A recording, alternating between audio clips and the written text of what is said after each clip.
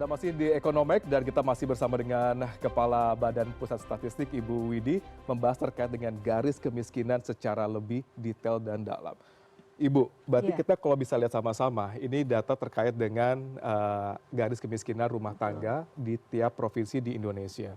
Tadi kita sudah membahas terkait dengan parameter-parameter ya Bu. Ada parameter terkait dengan tingkat konsumsi, kemudian juga terkait dengan nilai barang di sana ya Bu ya. Mungkin ada parameter lain yang bisa dijelaskan kenapa akhirnya keluar angka rumah tangga miskin dengan nilai yang berbeda di tiap wilayah ini Bu.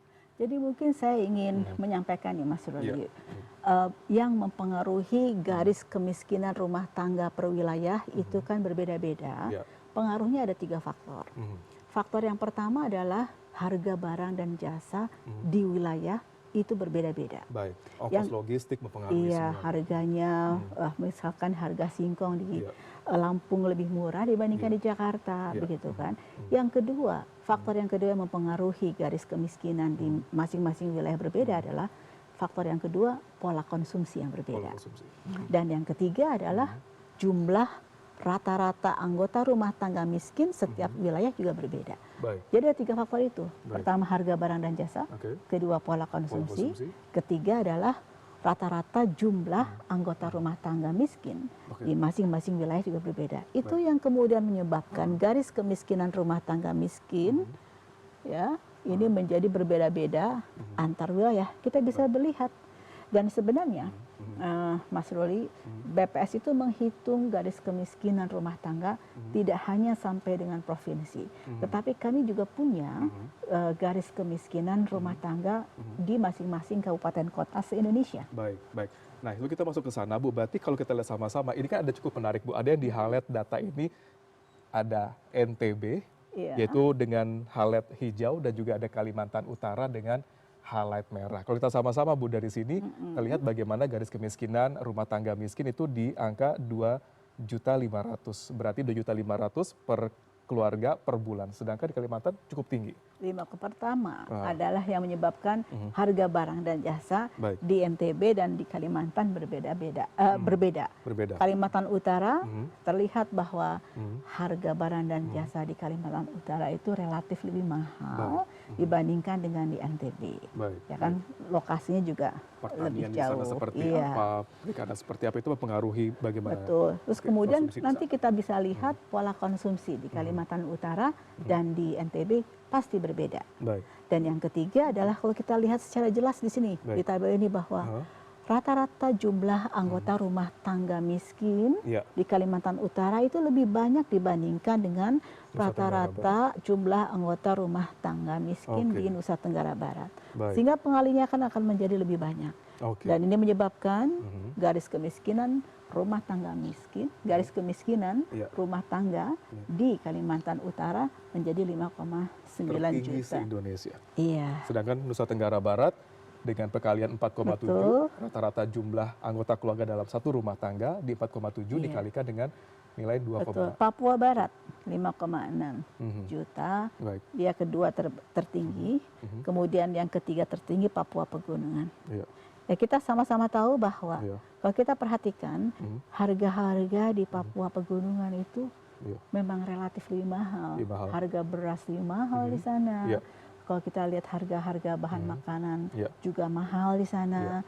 Karena apa? Karena memang lokasinya untuk mengirim barang ke sana juga relatif. Ini juga tergambar bahwa dengan 1.200.000 ini adalah pengeluaran per orang ya. Walaupun jumlah anggota rumah tangganya hanya 4, tetapi karena memang rata-rata harga bahan pokok di sana relatif lebih mahal dibandingkan dengan di tempat lain. Baik, ini menarik Bu. Berarti kalau kita sama-sama, berarti NTB bisa dikatakan sebagai garis kemiskinan rumah tangga miskin terendah di Indonesia, sedangkan nanti di Kalimantan Utara saat ini masih menduduki peringkat paling buncit Bu untuk garis kemiskinan rumah tangga miskin di Indonesia. Bu, kalau kita lihat data ini semua gitu Bu ya, berarti memang tetap yang namanya garis kemiskinan per kapita per orang, berapa pengeluaran dia per bulan dikali dengan jumlah rata-rata anggota keluarga dalam satu rumah, itulah menjadi namanya garis kemiskinan yang menjadi kita lihat saat ini. Itu menjadi parameter yang sebenarnya menjadi ininya. Dan nanti juga mungkin ada statistik yang kami keluarkan bahwa persentase jumlah penduduk miskin dan jumlah orang miskin juga berbeda antar wilayah. Ya. Jadi Kita lihat begini, sama-sama, Bu. maksud saya adalah kalau kita membaca persentase penduduk miskin, yang paling tinggi persentase penduduk miskinnya adalah di daerah Papua. Di daerah Papua. Iya, Papua Tengah. Dengan dengan persentase orang miskinnya 29,45%.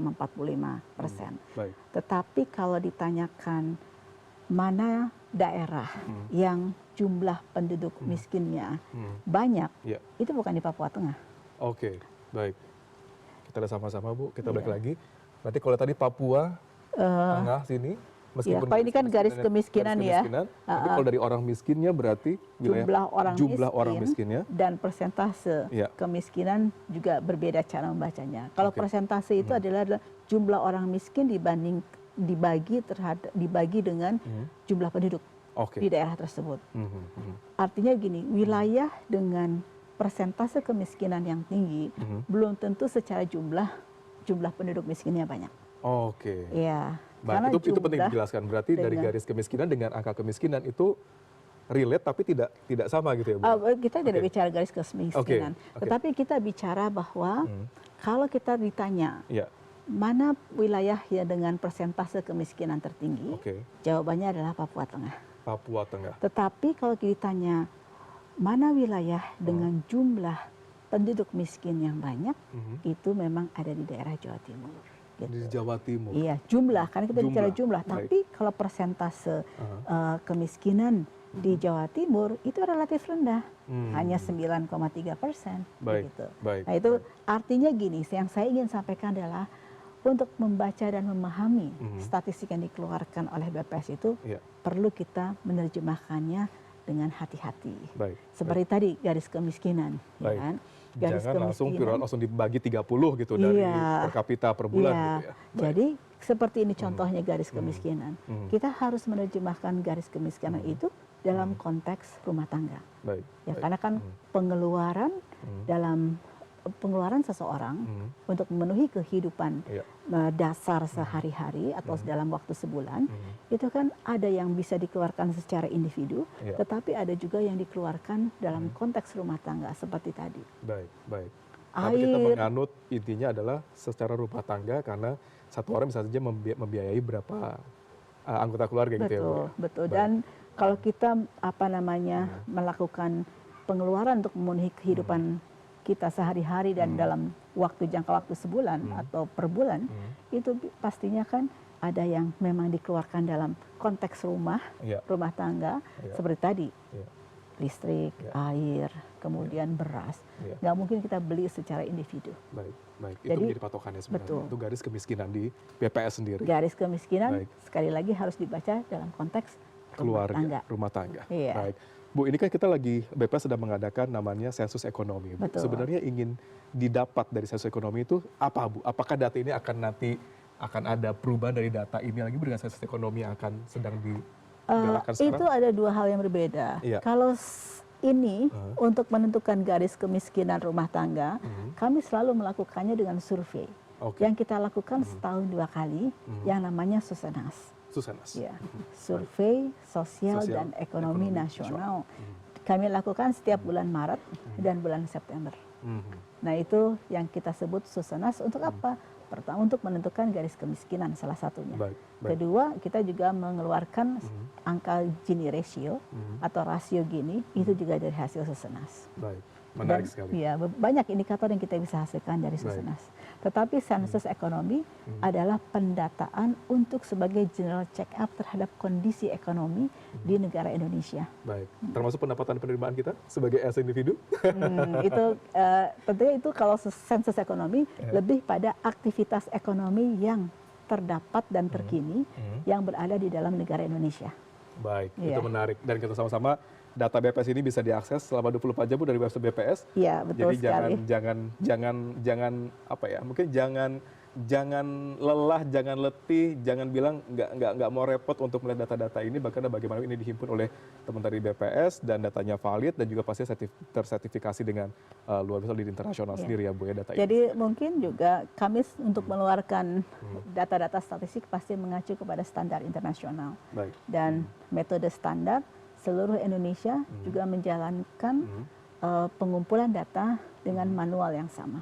Baik. Sehingga antar wilayah itu juga bisa diperbandingkan. Baik. Iya. Terima kasih Ibu Widi sudah hadir Sama-sama. ini untuk mengelaborasi terkait dengan apa itu garis kemiskinan, bagaimana kita bisa mendapatkan data dari garis kemiskinan dan parameter apa saja menentukan garis kemiskinan itu seperti apa Iya. di Ekonomik malam hari. Ibu Widi terima kasih banyak. Sama-sama, dengan Sukses buat senang teman-teman hati. yang sedang melaksanakan sensus ekonomi saat ini. Iya. Mudah-mudahan juga respon juga luar biasa dari masyarakat untuk membuka data yang bisa dikatakan menjadi patokan atau pengira check up perekonomian Indonesia ke Betul. depannya. Jadi kalau petugas sensus Iya. ekonomi kami datang, Iya. mohon diterima dengan baik. Ya.